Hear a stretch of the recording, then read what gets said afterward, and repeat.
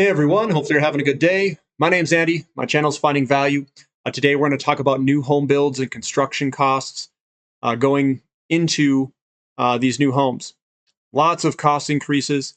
It says here in this article that we're going to touch on inventory of new houses highest since 2008 amid stalled projects and worst spike in construction costs ever recorded. So that's the title of it. It says unfinished supply is amassing in the pipeline. So we've got a lot of supply. We've got a lot of people wanting to build homes, a lot of people that want to buy homes. So we're gonna step through here. I'll hit on some of the key points so you guys can figure out what's going on with the new housing market. So we've got amid shortages of materials, supplies, and labor that cause construction projects to get bogged down and struggling with a historic spike in costs, home builders have amassed 406,000 single-family houses for sale, seasonally adjusted at all stages of construction, according to the data of the Census Bureau today. This is the biggest unsold inventory since August 2008, up by 69% from a year ago, representing 6.1 months of supply. So they've got 6.1 months of supply of new single-family houses across all different stages because of shortages. And this is the new single-family house for sale, thousands seasonally adjusted. And as you can see, we're right back to 2008 timeframe. That's 2008, and that's where we are. There was much more homes, new builds out there that were completed and ready to sell back in the bubble of 2005, 6, 7. When we were hitting this bubble territory over here. So we're not anywhere near that type of bubble. And keep in mind, these homes are not being sold because they can't be completed. It's not because they're completed and they're sitting there like over here. So this is a different, we're not at the same inventory levels like we were in 2008. The way that I would read this is they can't finish the homes, even though there's a lot of buyers, and we can get into that. It says massive supply in the pipeline by stage of construction. And when they mean by under construction, the number of houses for sale in January that were still under construction was essentially unchanged from December at 263,000, and both were at the highest since August 2007. About 46% of the houses sold in January were in this category. More on that in a moment. So this is homes for sale under construction, the number of houses in thousands. We're back to 2007 levels, depending on which way you want to look at it. It's about right here. Coming on down, it says construction not started.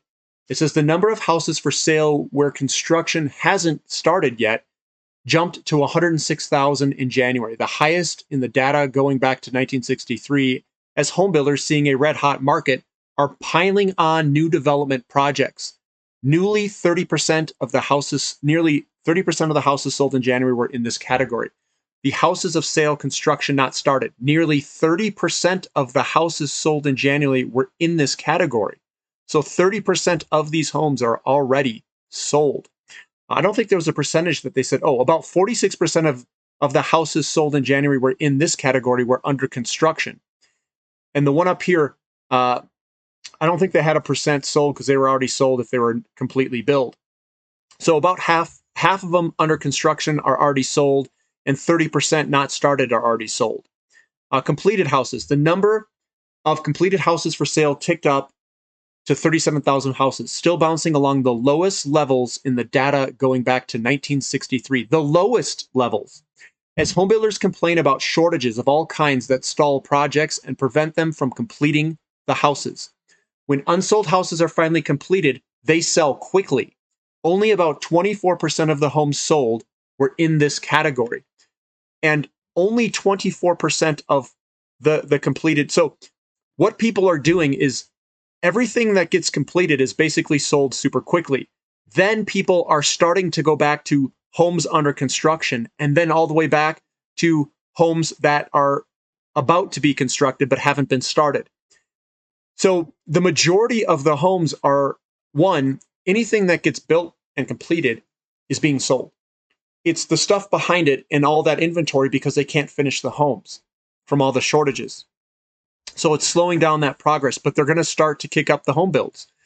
It says sales of new homes in total and by stage of construction. Total sales of new houses in January ticked down to a seasonally adjusted annual rate of 801,000. It's down 19% from January 2021, but it's up 6% from January 2020. Many multifamily buildings and towers experienced a construction boom over the past decade, but they are not included here. This is new single-family houses sold at an annual rate. I don't know what the reasoning is for it to decline, probably because they're not finishing the new home builds. And some people have to buy a house. They need to live in it immediately.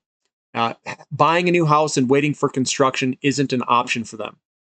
So perhaps that's affecting the numbers, all these supply chain shortages.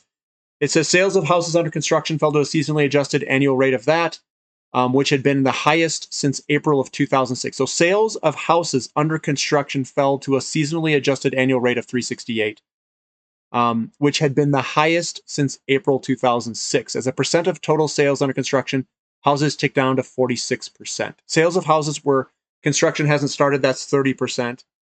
Sales of completed houses fell to a seasonally adjusted annual rate of down 29% 2 years ago, but that's because as inventories for sales remain near record lows, and there weren't many completed homes to sell, the share of completed houses as a percent of total sales dropped to 24% because they don't have completed houses to sell. Now, note how sales of homes that were still under construction are now dominating green, as builders are facing eternal lead times to get what they need to finish their houses, ranging from windows and bricks to garage doors to appliances. This is what it was back in the day, not started. This is sales of new houses by stage of construction. You could see this completely declined in 2005, this metric. We are way low on completed and not started, but we are very high on under construction. So under construction starting to take off, that's the green line, and then the purple line and red line are very low because I don't think a lot of people are buying the not started, probably because they're scared that the house will never be completed. And the completed portion is very low because they're having trouble completing them. The construction cost mega spike. This is another thing being thrown into the mix, which probably just concerns new home buyers, is the construction cost mega spike. Construction costs of single-family houses, excluding the cost of land and other non-construction costs, spiked by another 1.1% for the month and by about 17% year over year, according to separate data from the Census Bureau. These year-over-year cost spikes in January and December were the worst in the data going back to 1964. This is the construction cost index. You can see this thing just rapidly moving higher. It is higher than all the way back in the 70s back here. It looks like a breakout to me. It's probably going to continue to increase higher. I'm seeing commodities stage a massive bull market in all of their patterns at the beginning of this bull market, and this is probably going to surge even higher. It says, passing on the mega spikes in construction costs plus some.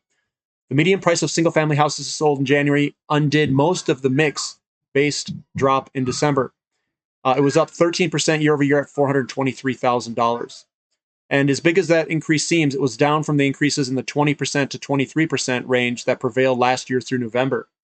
So the cost percentage increases declined a little bit, but it's also on a much larger value of the house. Enabled by the willingness of homebuyers to pay whatever they can to afford to pay, home builders are able to pass on the spike in construction costs, plus some, to book massive profits. The largest home builder, D.R. Horton, booked a massive record profit of $4.2 billion in 2021, up 162% from its 2019 net profit. The median price of new single-family houses sold, this is the way it looks right now, and that's the last thing that we're going to talk about. So we've got massive price increases on homes. We have massive cost increases of new homes. They're struggling to complete new homes based off of a bunch of supply chain shortages. And we're starting to see people buy not started homes and under construction homes. Is this a top? Difficult to say if this is a top, guys. I'm going to continue to monitor it and watch it. It doesn't look like a top to me. There's no inventory over there on the, we'll call it the existing homes for sale. So to me, it looks like everything's A-okay. We'll just have to wait and look at the data and continue to watch it. If these homes were completed and built, I'd like to see what those numbers are. There's no way of knowing that. So I think they would sell in heartbeat. There's just a shortage of homes, and the supply chain shortages aren't helping this mix.